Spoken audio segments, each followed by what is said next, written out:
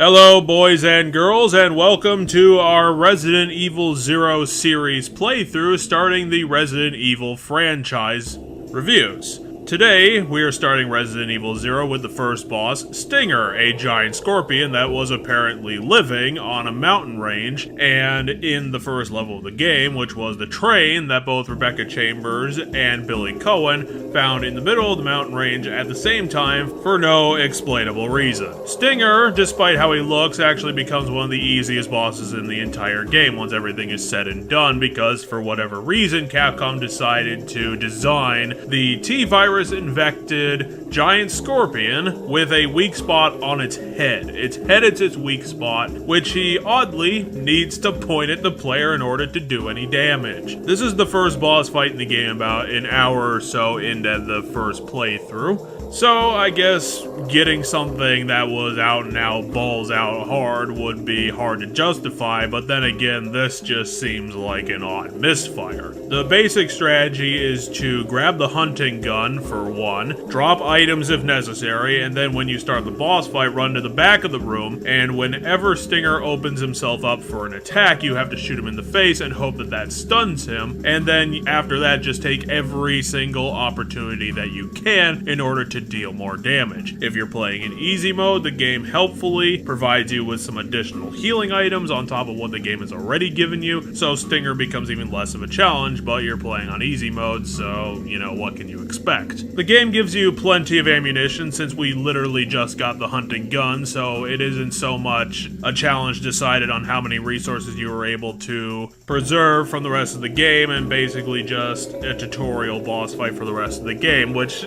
doesn't really work all that well because Stinger's weak spot is still so unintuitive, and I guess the best word would be sloppy, because it seems like you can't get a good beat on where the weak spot is, you can't get consistent damage, and you really don't know if you're damaging Stinger all that much until he finally dies, because he doesn't give any animations other than being shot in his weak spot, and it just makes, you know, finding his weak spot, getting the consistency going, and all those things that make a boss fight more convenient and easier to accomplish, understanding what's going on, just all that much harder. Thankfully, it's pretty easy to get to this boss fight as Billy Cohen, who is able to deal out more damage, take more damage, and just is better combat focused altogether. So this isn't one where Capcom is directly dicking with you, but these surprise boss fights in the middle of levels that are already pretty stress-inducing is going to become a staple of not only the rest of this game, but I'm assured the rest of the franchise as well. Stinger isn't the best boss that could have gone first out of the door, first game in the canonical series, but I suppose I can respect it enough for being all big and intimidating, dishing out some damage,